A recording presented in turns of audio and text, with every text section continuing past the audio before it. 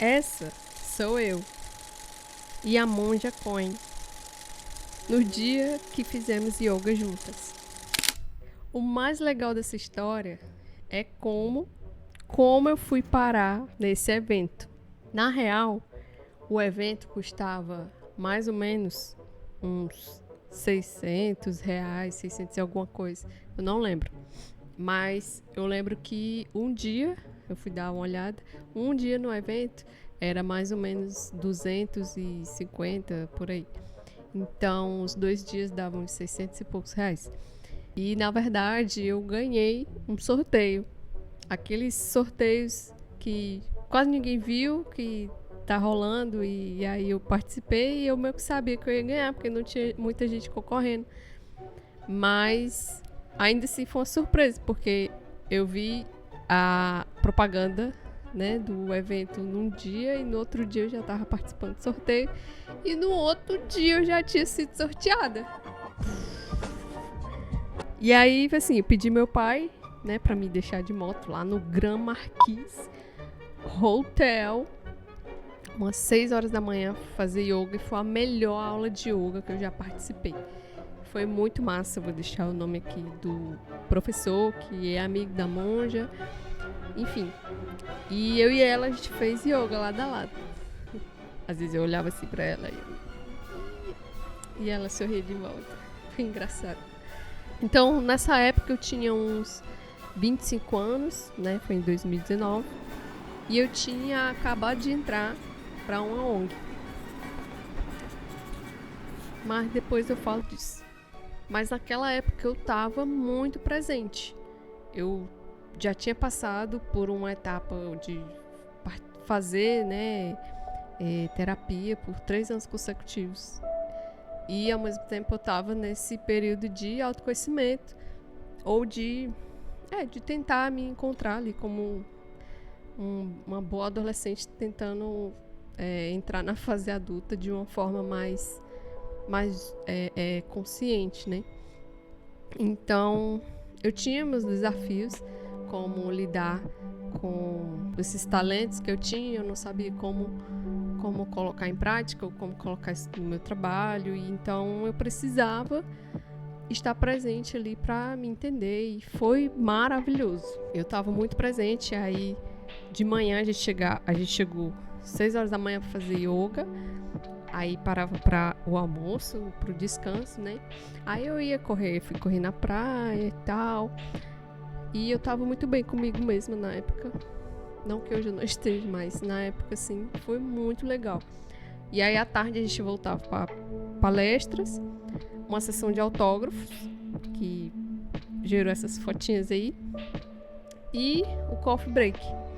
Muito bom. Foram 2 dias, assim, muito bons para mim.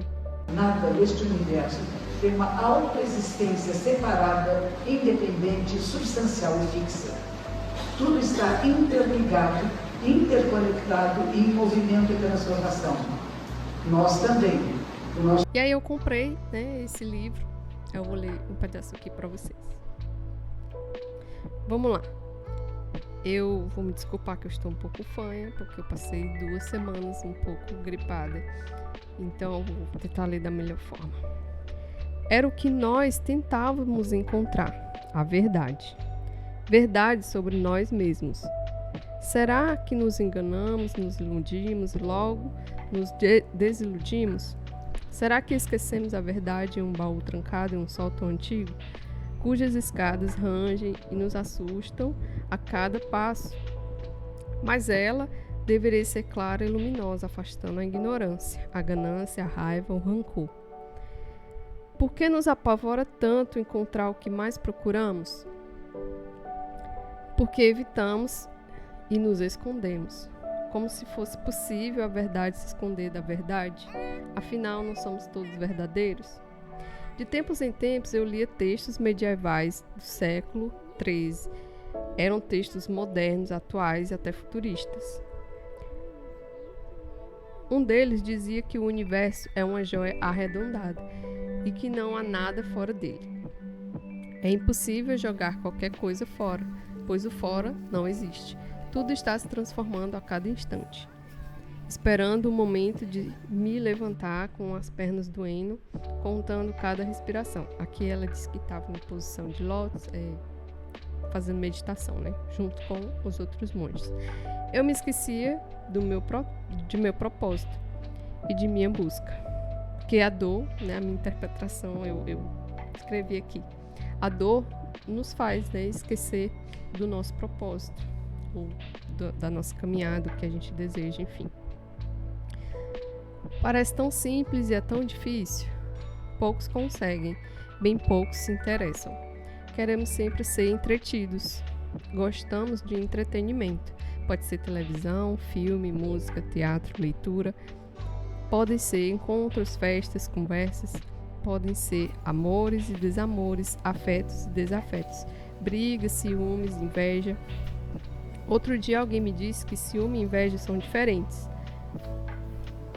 O arrazoado era assim: o ciumento é egoísta, mas ama e protege. O invejoso quer destruir, não quer que exista, quer ser o outro ou a outra, e faz qualquer coisa para apagar o invejado da cena. É perigoso. Bastante. Perceba suas emoções, seus pensamentos, sensações. Discernimento é uma palavra que os padres e as monjas gostam muito. Responsabilidade e escolha. À noite antes de dormir, antes do último e delicioso toque do sino que nos permitia levantar com a voz lenta e dramática foi declamado. Gostei dessa parte. Vida e morte são de suprema importância. O tempo rapidamente se esvai e a oportunidade se perde. Cada um de nós deve se esforçar para acordar, despertar. Não desperdice sua vida.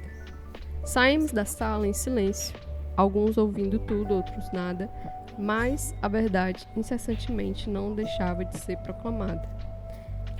Está sempre em toda parte. E, no entanto, sem abrir o olho da sabedoria, nada entendemos. Uma outra parte, eu marquei essa parte aqui que eu achei legal. Para ter a condição natural da mente e para estar livre de apegos, precisamos estar livres de ganância. Felicidade é contribuir para a vida de alguém mais. Mendigar é dar oportunidade para alguém ficar feliz. Faz parte de outra história sobre doações que eles arrecadavam para outras pessoas, enfim. Vale muito a pena, gente, esse livro. E para alguns, né, tava pensando, esse livro pode ser muito estranho, uma experiência assim de tarde no yoga, assim, ainda mais sendo sorteado. Para algumas pessoas pode ser estranho, até sem graça, né? Mas para outros, pelo menos para mim, quem eu quero conversar aqui, pode fazer assim muito sentido. E aí o mais legal de ler um livro, né, um bom livro, é que só um livro tem o poder de trabalhar na gente, o poder de interpretação.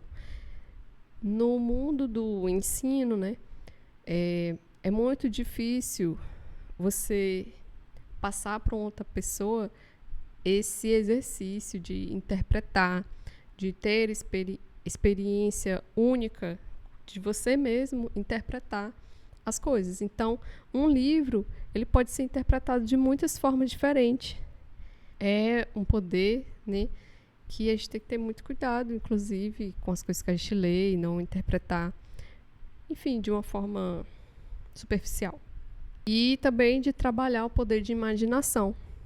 Não existe uma forma melhor que essa, assim, de aprender, na minha opinião.